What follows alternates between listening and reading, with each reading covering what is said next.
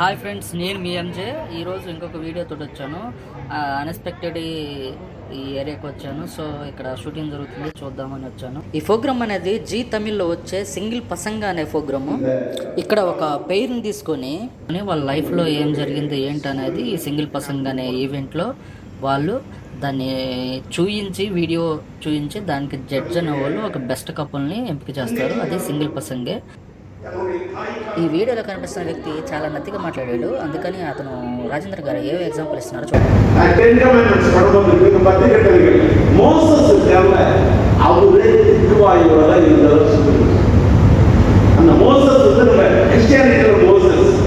அதே இஸ்லாத்துல பாத்தீங்கன்னா மூசா நபி.